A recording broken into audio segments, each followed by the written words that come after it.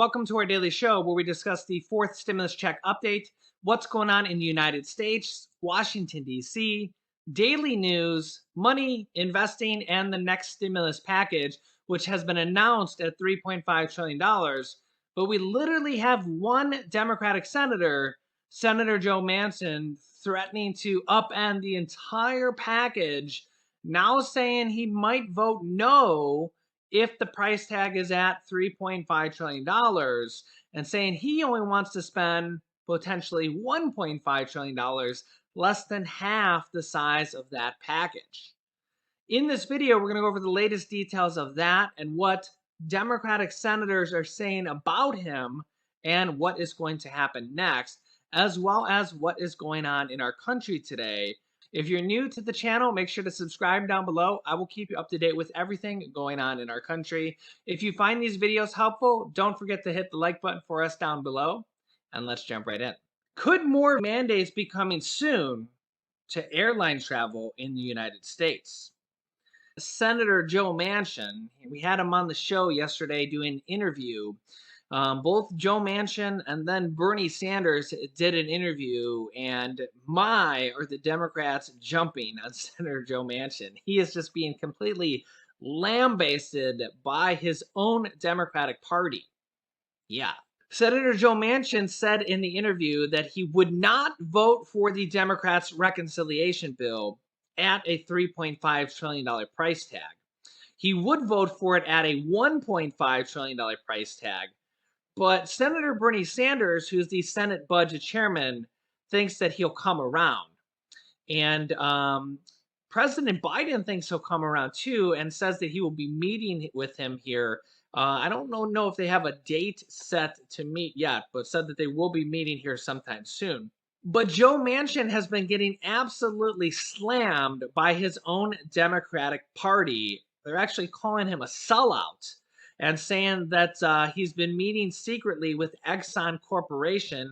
And while Democratic Representative AOC says that Senator Joe Manchin has weekly huddles with Corporation Exxon and is one of the many senators who gives lobbyists their pen to write the bill with, so-called bipartisan fossil fuel bills.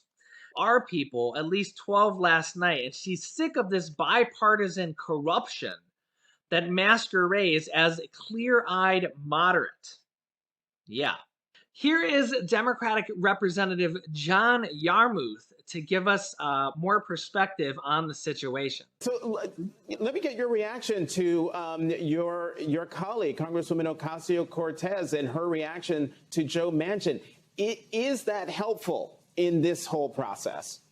Well, none of this is really helpful. And one of the things that I've asked to kind of rhetorically about Senator Manchin is, what does he think he's accomplishing? He's basically trying to tank this entire effort of the Biden administration. But more importantly than that, he's trying to be an impediment to things that the American people desperately need and totally support. Mm-hmm. So I don't know which of these things he thinks are not important to the country: child care, senior care, dealing with climate change. He probably doesn't think that's really all that important, although there's plenty of flooding in West Virginia. And the child tax credit, many, many other things that are in this Build Back Better plan. So I think, Senator Manchin says that he just wants to make sure that West Virginia has a seat at the table. That's all well and good, but that doesn't mean he gets to order for the rest of the country. Mm-hmm. And what he got he got 290,000 votes. That means his constituency is less than 1/10 of 1% of the entire country. So I think what he needs to do is consider his greater obligation, and that is to men and women and children across this country and to future generations who are going to be suffering from 100-year-old schools, for an inferior trained workforce, a climate that is uninhabitable. I mean, these are all the things that are at stake right now. So if he wants to put a pause on these, as many other people have said, Mother Nature is not putting a pause on climate change. Well, so to me, I don't know what the answer is. It's not his fault he is in this position of power. but I think it is his fault that he doesn't recognize his greater obligation. Well, Congressman Yarmuth, Senator Manchin was on Meet the Press, and he said, quote, "We don't have an urgency," which is why he's still calling for a pause. And yet this flies in the face of what I believe is a Wednesday deadline for bills to be written, at least in the House, to move this forward. Let's just say that there isn't any urgency. What's your pushback to this idea that there's no urgency?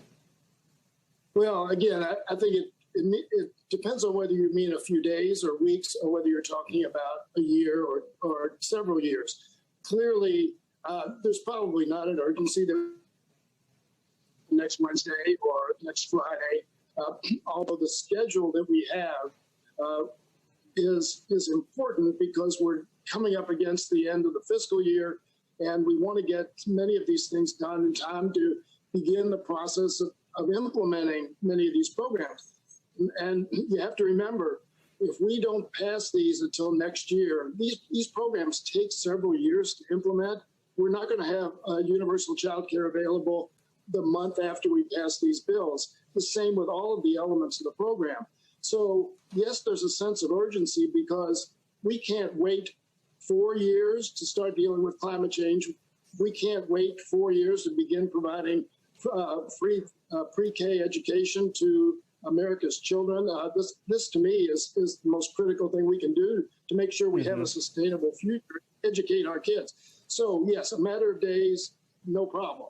A matter of months or years, then we get into a further delay of implementation, and there's no time to waste. You know, Congressman, you just mentioned a moment ago in that answer about the need to fund the government. You are coming up on a whole lot of deadlines, as we see here. By September 30th, you got to fund the government, you got to raise the debt ceiling, you have to pass emergency disaster aid, you got to do the bipartisan infrastructure bill, and do the $3.5 trillion reconciliation. Let me just pause that right there. Wow. Look at that. Look at all these things that they got to do here. And the government fiscal year ends on September 30th here, which is about 2 weeks away. 2 weeks away, which is when they have to fund the government or to pass a stopgap. And Treasury Secretary Janet Yellen has said that by next month, the government is going to default if they don't raise the debt ceiling, which is number 2 there. They have to pass emergency disaster aid legislation for the hurricane that just came through. The bipartisan infrastructure bill and the $3.5 trillion stimulus package. Yeah, there's a lot on the plate here. And Joe Manchin seems to think that there's no urgency. There's no urgency. Man, this guy, can you believe this guy? No wonder his approval rating is plummeting fast. Joe Manchin, that is. Can't believe this guy. And he thinks there's no urgency. There's no urgency. Look at this to-do list. There's no urgency. It's crazy. Absolutely crazy. Are you going to be able to do all of these things by September 30th? Well, clearly we have to do something to fund the government. We're not going to allow a government shutdown. We've seen the disastrous effect that it has on the economy just within the last 10 years on a couple of occasions.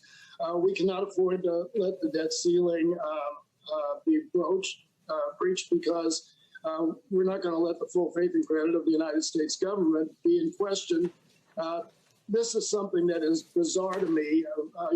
My Senator Mitch McConnell is running around the state taking credit for money that's come back to Kentucky, and that he takes credit for passing the CARES Act a couple of years ago, and yet now he doesn't want to pay the bill. I mean, this is kind of the Trump school of business: incur debt and then don't pay for it. So I don't really understand what the issue is here. I've heard Mitch on many occasions say, we're not going to let the country default. And now he says, Democrats have to make sure it doesn't. Well, this is just the height of partisan irresponsibility. But to answer your question, real quickly, we'll get the government funded, we'll get the debt ceiling raised, and we're going to vote week after next on the bipartisan infrastructure bill. and presumably will vote on the Build Back Better Act as well, because we made an agreement that we would pass both of them. Yeah, so as you can see here, there's a lot going on with our country. They have to pass a government annual budget or a stopgap. I think they're just going to go for a stopgap, which is basically a temporary government funding bill, which they did last year as well, to just fund it with the current funding just for temporary measures for like a month or two or anything along those lines. Which is probably, I've already kind of read some information that they're going to try to do that. They're going to need a bipartisan agreement between the Republicans and the Democrats for that. I haven't seen anything that the Republicans are going to not agree to that. It's the Republicans are not going to agree to raising the debt ceiling, which apparently the Republicans want the Democrats to raise that on their own through the reconciliation process, because then the Republicans think that the Democrats will have to own all that debt on their own for the entire country, which seems a little crazy to me, because I don't know if you can say that the debt for the entire country is solely on one party. Some of this political nature between Democrats and Republicans is sometimes flabbergasting to me. And remember, I don't consider either party my party. I consider myself independent. So, yeah, it's sometimes the bickering back and forth between Republicans and Democrats knows no bounds. Knows no bounds. It's the pettiness between Republicans and Democrats knows no bounds. They will they will not let anything come between them when it comes to pettiness. They will stoop to they will stoop to the lowest of lows sometimes. But we will have to see, because Nancy Pelosi says that they're not going to raise the debt limit on their own through the reconciliation process. And the Republicans are saying that they're not going to agree to raise the debt limit. So we're at a little bit of an impasse, and Treasury Secretary Janet Yellen says that the government's going to default, the United States is going to default next month in October.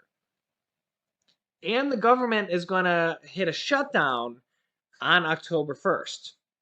Yeah. And we have to pass the massive, largest stimulus package ever, which not a single Republican is going to vote for. Not a single Republican voted for the third stimulus check package. But Republicans did vote for the second stimulus check package when they controlled the Senate and the presidency in December. But then as soon as the Democrats came in control, they won't vote for any more stimulus. Yeah, so yeah, I sometimes it's crazy. It's absolutely crazy. So, like I said, these next few days are going to get really, really crazy. As you heard there, by Wednesday, Nancy Pelosi says that all bills are supposed to be in or written. I'll have to get more information on that for the House of Representatives. So we're going to be getting a lot of information this week, a lot of information and a lot of details on the stimulus package this week. And they're going to try to get Joe Manchin to come around. So I will keep you up to date with everything. Don't miss any videos this week. It's going to be a hot week. So remember, new videos come out here every day in our channel. Make sure to subscribe down below if you haven't yet. It's completely free to do so. You can also, after subscribing, click the bell icon to all notifications to get reminder notifications when we go live with new videos.